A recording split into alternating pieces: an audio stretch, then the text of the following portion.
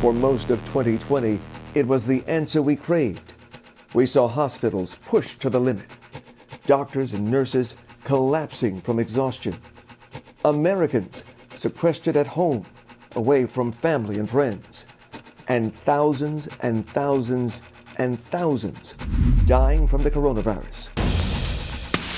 If only we had a vaccine. It seemed out of reach. History had shown us that a vaccine takes years to develop and test.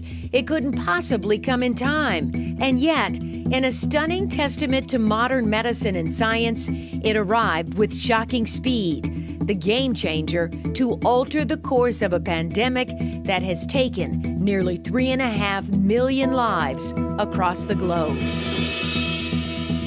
A deadly disease met by an extremely effective medicine. Simple, right? Well, not exactly. Those who waited in long lines early on to get the vaccine would barely recognize the vaccination centers now. Supply has moved well ahead of demand, and it's become clear the shot is a hard sell for many. With the state quickly reopening, is there ample incentive to roll up your sleeve? Are the worries about vaccine safety warranted? Is it fair to demand vaccine proof for businesses or schools? Tonight, the answers to your questions through a unique partnership of Local 4, Fox 2 News, and 7 Action News. The vaccine. Hi, and welcome to this statewide town hall meeting on the coronavirus vaccine. I'm Devin Skillian from Local 4, along with Hugh Perkins from Fox 2 News and Carolyn Clifford from 7 Action News. Once again, usually competitors, we are of one mind in trying to beat the pandemic, Hugh. And Devin, we hope that together we can reach everyone in Michigan with the truth about the COVID-19 vaccine. As we come to you with this town hall, more than half of the American population is fully vaccinated. And yet, with the vaccine in strong supply, demand is slowing dramatically. Carolyn.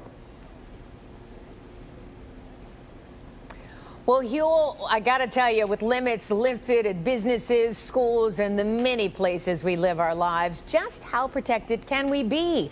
To what extent are we leaving American children at risk? And how do we move more people from hesitancy to immunity? So many questions, but a great panel of experts to answer them all. We are joined tonight by Dr. JONEIGH KHALDUN, Michigan's top medical executive who has helped guide the state through this pandemic. Dr. Rudolph Valentini, the chief medical officer for DMC Children's Hospital, and Dr. Adam LAURING, a man who really understands how these vaccines work. He's an associate professor of infectious diseases, microbiology, and immunology at the University of Michigan. So I'm going to start things off tonight with this question for Dr. KHALDUN. We have a popular question from several of our viewers like Joey, Jacqueline, and Sarah. They want to know how long vaccines will last. Also, when and how often could we need a booster? So that is an excellent question. And unfortunately, right now, we just don't know. We know that there's research going on at the CDC and other people across the country who are doing studies now on how long immunity from the vaccines last. But it still remains to be seen how long that lasts and if we will need a booster. I will say the state of Michigan will be ready. We've built out a robust vaccination effort across the entire state. And if we do need a booster, we will be ready to provide it for everyone. All right. Good to hear. Thank you so much, Dr. KHALDUN. Devin, I'm going to send it to you. Our next question comes to us is for Dr. Valentini, and this comes from Andrea. And I'll note that pretty much all of the questions we're bringing you tonight have come in a number of iterations and versions, like this one. Doctor, the study involving 12 to 15-year-olds involved only 2,300 children. Out of that, presumably only half received the vaccine. So how can we say that this vaccine is safe for that demographic based upon so little scientific evidence and the lack of time that has passed for a determination of long-term side effects? As Andrea puts it, and so many others would, this is my child. Doctor? Thank you for that question. I think it's an excellent one. It's true that there were only about 2,300 children studied in the 12 to 15-year age group by the Pfizer vaccine. The study was completed in late March. And as stated, There were about 1,200 in each group, 1,150 or so in each group. That is a small cohort or a small number of children that were studied. Like even the original Pfizer and Moderna vaccine trials, we always have to start with a small group and then roll it out to a larger number of individuals. So now there are many millions of Americans, many million of Michiganders who've been vaccinated, and this vaccine has been proven to be very, very safe. So I think it is very safe to generalize it to the pediatric age range. The original study group was safe to 16 and over. So I feel very safe recommending it to my patients, and I have been doing so for the past 10 to 15 days since it's been available for use. So I feel very confident with this vaccine. I think it is something that should be strongly considered by parents for their children. My children are a little bit older. They've both been fully vaccinated. But if they were between 12 and 15, I would absolutely get them vaccinated. Was exactly the question I was going to ask you. A really important distinction if you'd make that recommendation for your own kids. Hugh, over to you. Devin, this is a viewer question for Dr. LAURING. Paul is concerned about how quickly these vaccines were developed. He wants to better understand messenger RNA technology. How does it work, and how do we know it's safe? This is a great question. The mRNA technology has been out there for several years. It's been under development for cancer as well as prior viruses. So I think there was a Zika virus vaccine that was the mRNA vaccine as well. So there's been a lot of work over the years that kind of set the stage for this vaccine, these two mRNA vaccines that are available now. So progress has been rapid, but there was a lot of work leading up to it. And they work, the best analogy I've heard is it's a little bit as if the cells in your body are short order cooks, and the mRNA vaccine is the instructions when the waiter takes your order and then delivers it to the short order cook, that's the messenger RNA vaccine. It's that piece of paper the cell directs your body to make hamburgers or pieces of the coronavirus, and then it goes away. It doesn't stick around. And so that's one of the amazing things, and part of the reason why this vaccine has proven to be so safe, because it's a signal, but it doesn't last. And so it kind of gets your body going to make an immune response, but then your body moves on, and then it hopefully protects you against the virus in the future. And because of that, there are no long-term effects that we know about. No, and to the question that went to Dr. Valentini as well, that in the history of vaccines, the most, or if not all, side effects of the vaccine or adverse events or problems usually become apparent within 2 months of when someone receives the vaccine dose. And all the trials then had that 2-month period. And so I think at this point, with the many, many millions of people who've gotten it, there's unlikely to be some surprise, long-lasting effect of this vaccine. And then, like I said, the signal's there for a matter of hours, and that stimulates your immune response. And then there's nothing left. The mRNA is gone, the vaccine's gone, and it's just your body responding to what happened. Dr. LAURING, thank you. Carolyn, over to you. All right, thanks, Hugh. Now, this next question is for Dr. Valentini. Victoria and Juanita want to know, how about vaccines and fertility? Can you debunk this connection between the COVID vaccine and infertility? I hear this from men and women. Where did this idea come from, and is it simply false? There's absolutely no, thank you for that question. There's absolutely no evidence that it affects fertility.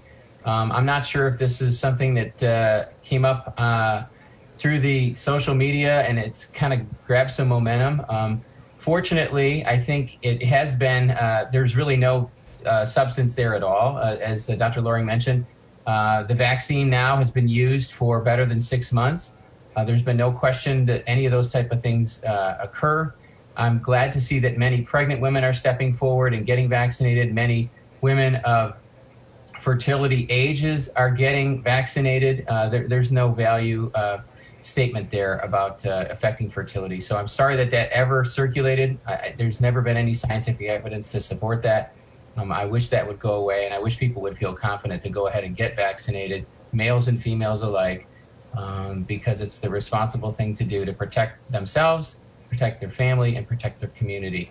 I'm sorry that that continues to persist, but I think it's going away. Thank you for that question.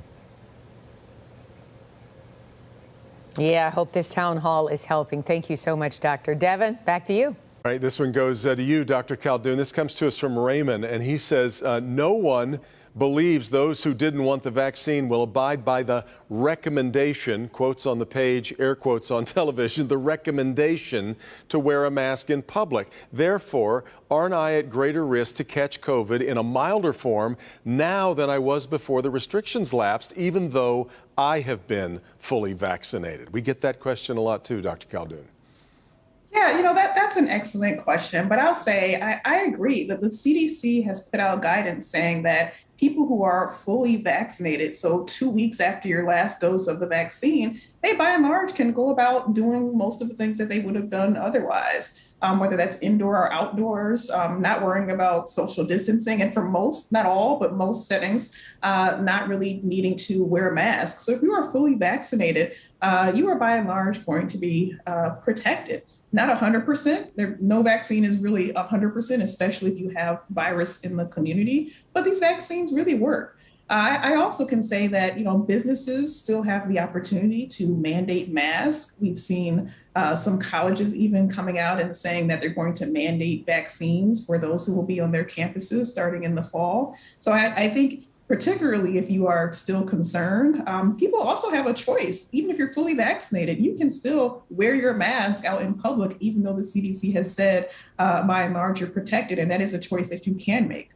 And Dr. KHALDUN, your thoughts on that are reflected in state policy. If you thought it was otherwise, I don't imagine we would be seeing a return to some normalcy here that we're seeing right now in businesses, restaurants, and venues. Absolutely. I'm quite pleased with the progress we've made. Our cases, percent positivity, hospitalizations have gone down significantly over the past several weeks. The CDC has done a robust evaluation of data, and these vaccines work. Yeah. So we are certainly not out of the woods. The pandemic is not over, to be clear. We still have a robust vaccination effort that is going on. We still have robust testing that is happening. If people are symptomatic, we still want them to get a test. And we will be focusing on protecting our most vulnerable as well. So pandemic is not over, but if you are vaccinated, you should feel really, really good that you can do most things safely. I do. All right, doctor, let's get back to Huel. All right, Devin, thank you. Dr. Lauring, Geraldine has a question about allergies. Are the vaccines safe for children with allergies or for anyone taking allergy medication? Oh yeah, that's a great question. The only allergies that people need to worry about with these vaccines, the mRNA vaccines, are if you have an allergy to something that's in it. And so if you have common allergies, bee stings or foods or antibiotics like penicillin or contrast dyes or other things like that, there's really no reason to think that you're going to have an allergic reaction to the vaccine. And when you go to the vaccine, everyone stays around for about 15 to 30 minutes afterwards, just to make sure, in case there's a rare chance that someone has a reaction, and then there's medical personnel around to attend to you. But again, this is an extremely rare thing. People who have reactions to the vaccine, and it's not anything to do with common allergies like to penicillin or other things like that. Well, that's good to know, Doctor. Devin, back to you. Just one commercial break during this town hall, and that's coming up right now. Stay with us, though. More of your vaccine questions answered when we come right back. Thank you for watching our town hall on the coronavirus vaccine in Michigan.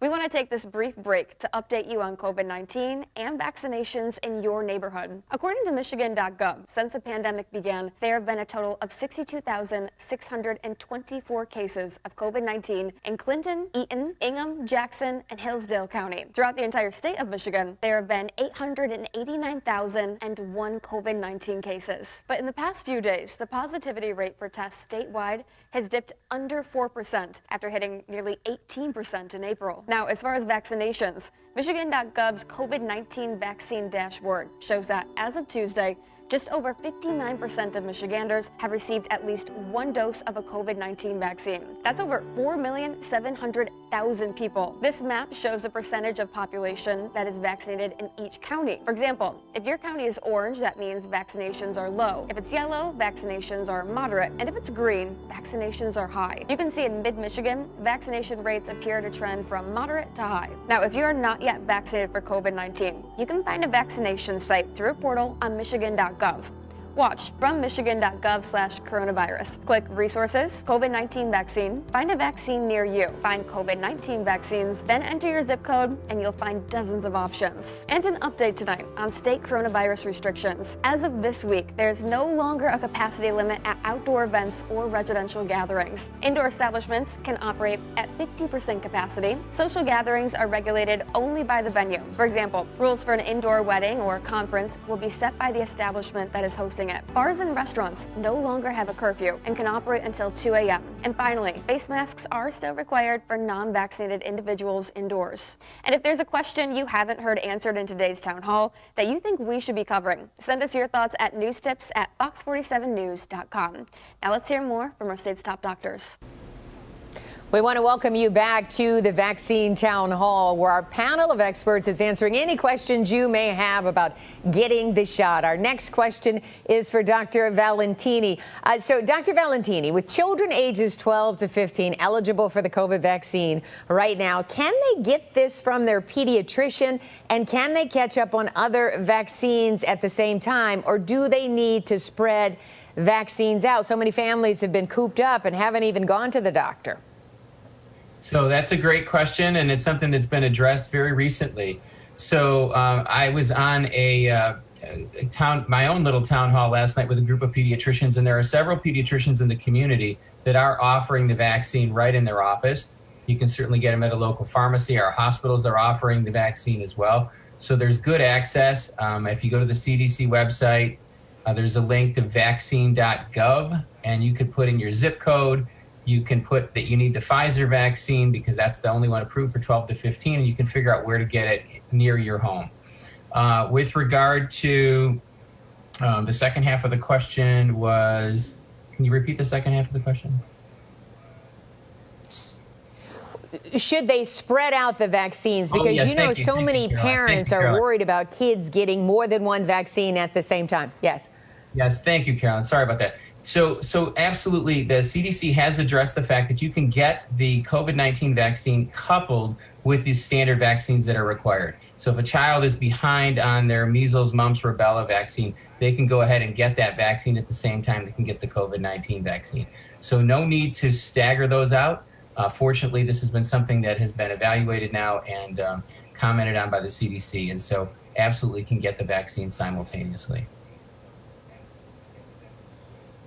Wow, certainly good to hear. I'm sure a lot of parents will be happy to hear that. Devin, back to you. Yeah, Dr. KHALDUN, we're back around to you here, and this question from Sandra, and it again focuses on children. She says, my elementary school, where I work as a support staff, says masks will no longer be a mandate next school year. She asks, how can this be when the vaccine has not even been approved for children 12 and younger and will still be a threat to others? Let's talk about younger children.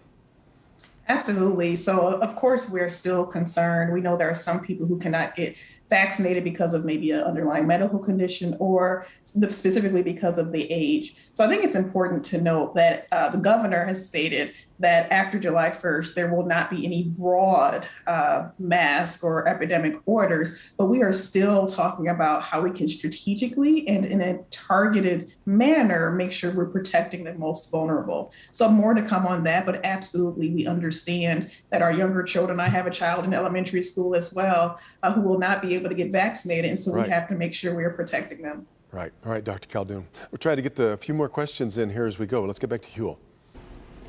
All right, Devin. Dr. Loring, even as more of us get the shot, some families want to know if vaccinated parents can spread COVID to their unvaccinated children. Oh, yeah, that's a great question.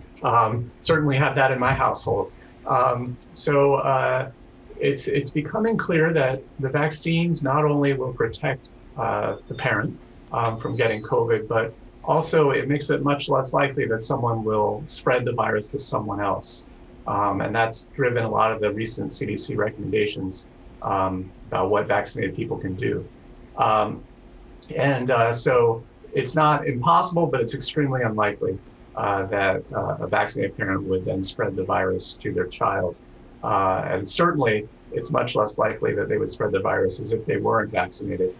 And then in case people are wondering, often it comes up because in many vaccines, you're dealing with a weakened virus is the vaccine. And I just want to be clear that the vaccines we're talking about are just pieces of the virus. And so there's no risk from the vaccine of spreading anything to anybody because it's not even really a virus. It's just a piece of or fragment of the actual virus that causes COVID. So, Doctor, when you saw those crowds at the PGA Championship, when you saw those crowds cheering in the stadiums, are we approaching the point now where we can again gather in magnitude to watch sporting events, to cheer on our favorite teams? Are we there yet?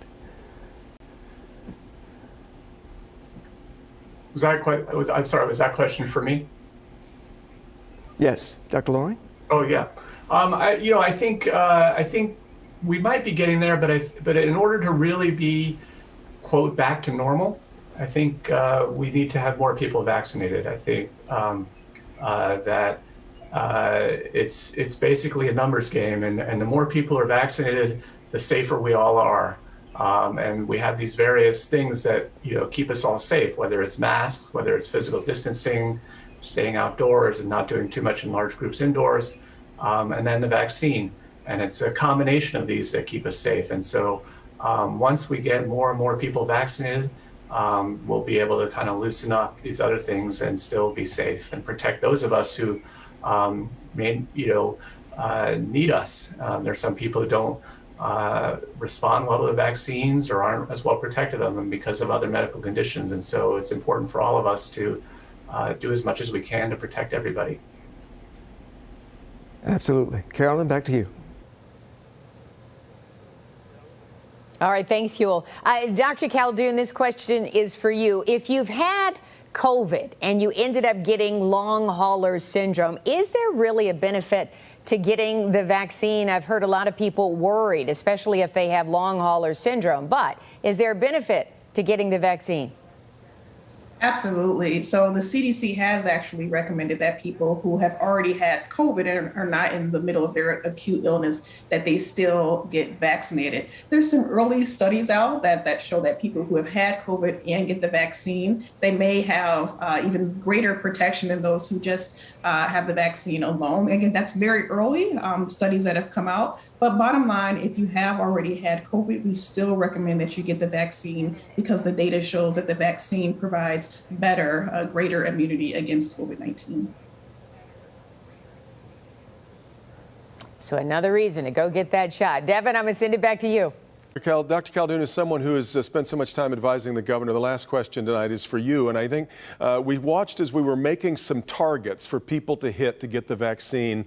It was almost like we were saying, look, you can have your dessert if you'll just eat your green beans. And then we came along and said, well, you're going to get your dessert anyway, but please eat your green beans. Have we created enough incentive for people to go ahead and still get the vaccine, or did we wipe that out? Well, the bottom line is we have to follow CDC guidance. The CDC has been evaluating the data, and they've come out and said that by and large, people who are fully vaccinated can go about doing the things that they want to do. So that's really, really important. We are still, again, the pandemic is not over. We still have a very aggressive effort to bring vaccines into communities, working with faith-based communities, bringing vaccines even to people's homes if they need to have a vaccine in their home. So the pandemic is not over, and we still are seeing every day more and more people getting vaccinated. I was pleased to hear that a lot of pediatricians have vaccines in their office as well. Right. That's really important. So I think we just have a little work to do when it comes to vaccinations, but we will get there. Well, and we certainly hope this program will help as well. And these terrific experts we've heard from tonight who you've been hearing from. Now, here's a message from Governor Whitmer. Hi, it's Governor Gretchen Whitmer. There's no denying we've had a hard year, but we got through it because of each other. And I'm proud of every Michigander who stepped up, for their family and community through this pandemic. I want to especially thank all the essential employees who put their own health at risk and worked so hard to keep us all going. I also want to give a special shout out to all of our local public health executives and to Dr. JONEIGH KHALDUN, or Dr. J, as we like to say, for her leadership as Michigan's Chief Medical Executive. We've made incredible progress in 2021. Over 160 million Americans have gotten the safe, effective vaccines, including nearly 60% of Michiganders. We're returning to normalcy thanks to the millions of Michiganders who've gotten vaccinated. The vaccines are also the key to our economic recovery. If we want to come back stronger than ever, we all have to do our part to get our shots so that we can keep ourselves and our families and our communities safe. Once again, thank you for everything you did for one another over the past year. Soon, we can all enjoy the summer we crave. I know we can all feel a sense of hope, and I am optimistic about the year ahead.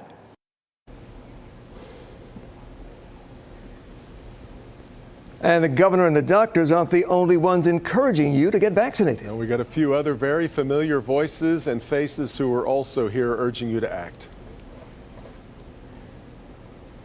Absolutely. I think Michigan sports fans will recognize these four. Take a look. I'm Dan Campbell, head coach for the Detroit Lions. We want to see you and your family celebrating at Ford Field soon. Be informed, be safe, do what's best for you and your family. We can beat this deadly virus and go back to living our lives together. Hi, this is Jeff Lush, head coach of your Detroit Red Wings. We knew this wasn't going to be an easy one.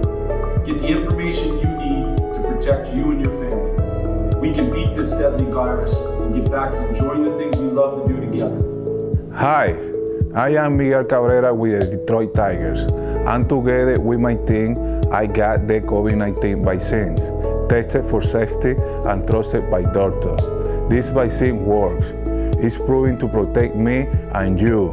So go Tigers and get your vaccine, COVID-19 vaccine. I got vaccinated, and it is a great feeling of comfort to know that I am protected.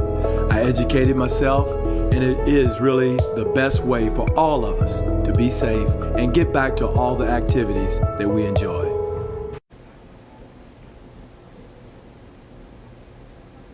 I got vaccinated too. We definitely want to thank the governor and the leaders of Detroit's professional sports teams for those messages. And a special thanks to our guests, Dr. JONEIGH KHALDUN, Dr. Rudolph Valentini, and Dr. Adam LAURING for all of their insight tonight.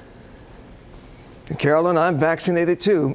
That's all the time we have right now, but we remain committed to this partnership in the effort to get Michiganders educated about the vaccine. And Skillion makes three, and I know all of us have been really impressed and proud of local news media all over the state for the way that we've been trying to separate fact from fiction. I think we've helped tonight. For Huel Perkins, Carolyn Clifford, and the three stations we represent, I'm Devin Skillion. Thanks so much for watching, and so long from Detroit.